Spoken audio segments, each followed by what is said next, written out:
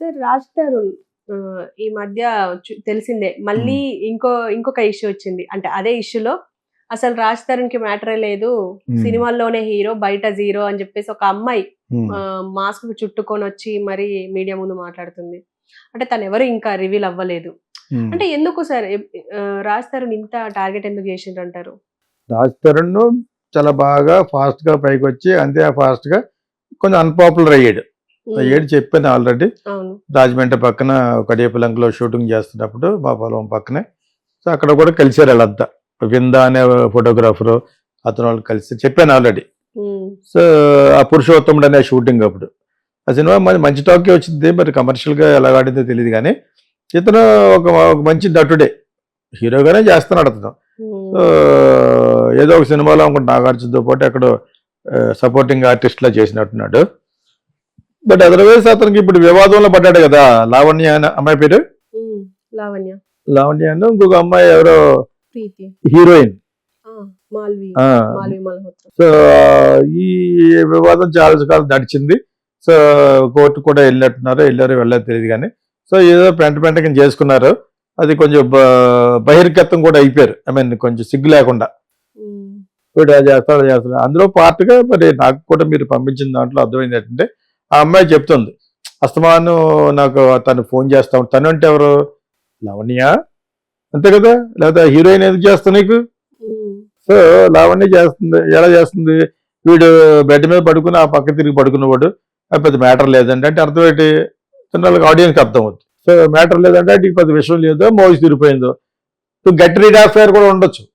ఇప్పుడు మోజ్ నేను చెప్పాను కదా 2-3 years కంటే ఎక్కువ ఎవరికి ఉండదని చెప్పేసి. సో ఆ విధంగా వీడు 10 సంవత్సరాల నుంచి ఉంటున్నాడు. మరి 10 సంవత్సరాలు పెళ్లి ఎందుకు చేసుకోలేదంటే చేసుకున్నానంటుంది. దానికి ఎగ్నెస్ట్గా మాట్లాడితేనేమో ఎగ్నెస్ట్గా వస్తుంది. నేను చేసుకున్నాను అని చెప్తాను. ఏమన్నా చెప్పు తీసుకోవడం కొట్టింది. అదెవడ జర్నలిస్ట్ ఇతని తరపున మనిషిని ఎవరినో కొట్టింది. సో ఇన్ని మనం చూసాం కాబట్టి ఏంటంటే ఇవన్నీ నాన్ సెన్స్ యాక్చువల్ గా. But we cannot and non sense personal affairs వాళ్ళందరూ దాని రుచి అంటారు కదా, టైప్ ఆఫ్ చెత్త. కాకపోతే మన సోషల్ మీడియాలో మనకు కూడా బజ్ కావాలి కాబట్టి ఏదో ఒక టాపిక్ ఎవడన్నా మాట్లాడితే దాని మీద మనం మాట్లాడతాం. వీడికి విషయం ఉందో లేదో అమ్మాయి చెప్పినట్టు. మరి విషయం లేనప్పుడు ఆ గోడ ఎందుకు మరి తిరగడం? సింపుల్ లాజిక్ ఏంటంటే వాడికి ఇష్టం లేదు. So why are you after him? But for the property వాడిని ఏదో బాధ పెట్టాలి, ఇంకో హీరోయిన్తో వెళ్తున్నాడు కాబట్టి నువ్వు బాధ పెట్టాలని బాధ పెట్టడం తప్పితే ఇది కోర్టులో చల్లవి ఇవన్నీ. 10 సంవత్సరాలు ఉన్నావు. ఇప్పుడు నువ్వు నీ ఫ్రెండ్స్కి అమ్మాయి ఇప్పుడు ఆ అమ్మాయి మాడుతుందేమో అనిపించింది నాకు. ఆ అమ్మాయి మాడితే ఇంకొక అమ్మాయి గురించి ఎందుకు చెప్పుద్ది? అసలు ఫోన్ చేసి వీడికి ఇష్టం లేదు, ఆడికి ఇది లేదు, అని చెప్పేది ఎవరు? ఆ అమ్మాయి ఉంటుంది. Who ever lived for 10 years. నాకు అదే అర్థమైంది.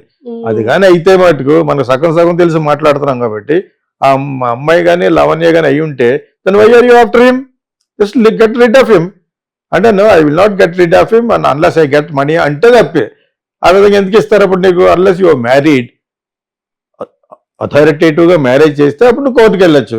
మ్యారేజ్ అవ్వలేదు, ఆ అమ్మాయి మామూలుగా ఉన్నానంతే తప్ప నాకేమి లేదని అతను అంటున్నాడు. సో ఇవన్నీ ఆల్రెడీ చూసాం. మళ్ళీ యాక్చువల్గా ఇప్పుడు విషయం లేదని అతను ఇన్సల్ట్ చేస్తారు కాబట్టి మీరు ఓకే విషయం లేదు కాబట్టి బెటర్ కీప్ క్వైట్ అలాగే అనుకోవచ్చు కదా. Vice versa. ఇప్పుడు ఆ మాట మగవాడన్నా కూడా లీవ్ ఇట్. మీకేదో ఒకరి దగ్గర నుంచి ఒకటికి ఏదో రావాలని చెప్పేసి గొడవ పడుతున్న దాంట్లో ఈ సోషల్ మీడియా అంతా వాడుకుంది మిమ్మల్ని ఇద్దరు. నేను ఎందుకంటే వాళ్ళకు కూడా ఇటువంటి రంకు సంబంధించిన మ్యాటర్లు కావాలి కాబట్టి. లేకపోతే వాట్ ఈజ్ ఇట్? ఇప్పుడు అది పెద్ద మ్యాటర్ ఏం కాదు యాక్చువల్గాను. వాడు ఏదో is become is out of mood.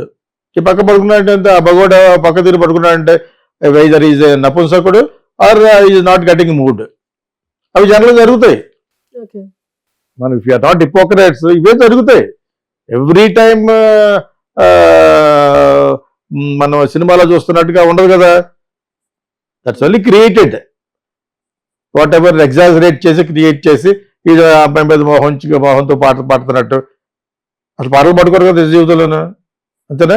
ఇప్పుడు ఈ రోజులో పాడుకుంటున్నారు. ఒక చిన్న రీల్ చేయడం, 10 ఒక చిన్న టేప్ రికార్డర్, ఒక చిన్న ప్లేయర్, డాన్స్ చేయడం. చిన్న పెద్ద లేదు. పల్లెటూరు కానీ మామూలు ఒక హట్ కానీ 2 గోడల మధ్య హట్ ఉంటుంది. ఒక అమ్మాయి ఎవరో పంజాబ్లో గోడలు ఉంటాయి కదా, దాని సిమెంట్ కూడా వేయరాళ్ళు. మనం సిమెంట్ చేస్తాం, అక్కడ సిమెంట్ వేయరు. ఆ గోడల మధ్య అదో అందంగా ఉంటుంది యాక్చువల్గా నాకు అది డైరెక్టర్గా. రెండు దాని అమ్మాయి బాగుంటుంది. She no she is good. విమెన్కి తెలీదు హౌ బ్యూటిఫుల్ షీఈస్. దాన్ని కొంచెం హాఫ్ నేకెడ్ గా డ్రెస్ చేసి రీల్ చేస్తూ ఉంటారు. ఒక కింద చూస్తే మోర్ దాన్ 2-3 lakhs పీపుల్ చూస్తూ ఉంటారు.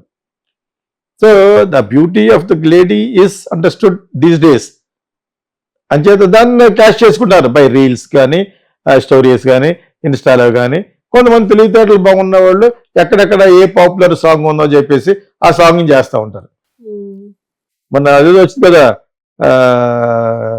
ఎవరో కట్రినా కైఫ్ హస్బెండ్ చేసింది. అబ్బాయి బాగుంటాడు కాబట్టి అతను ఒక సాంగ్ చేశాడు కదా, తవ్వా తవ్వా అని చెప్పేసి. సో అది అందరూ చేస్తారు.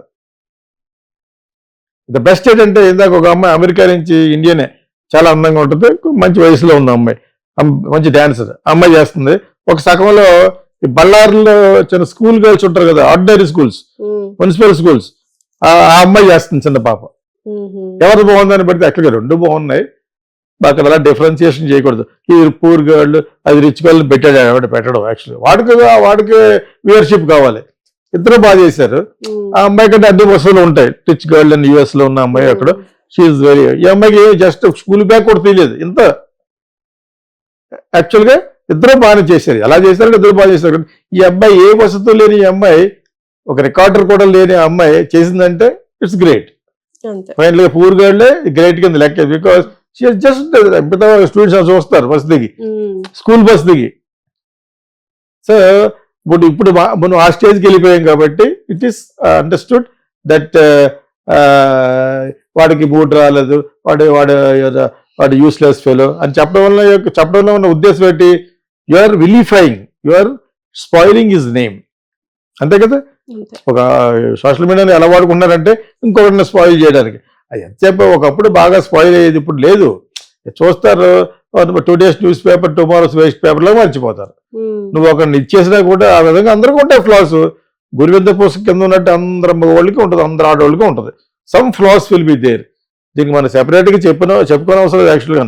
అదేదో ఎవరో మరి అమ్మాయి ఎవరు తెలియదు నాకు, ఏదో పంపించారు నాకు వీడియో.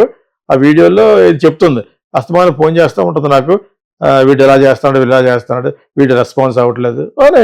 రెస్పాన్స్ అవ్వదు దానికి, అది పెద్ద న్యూసా?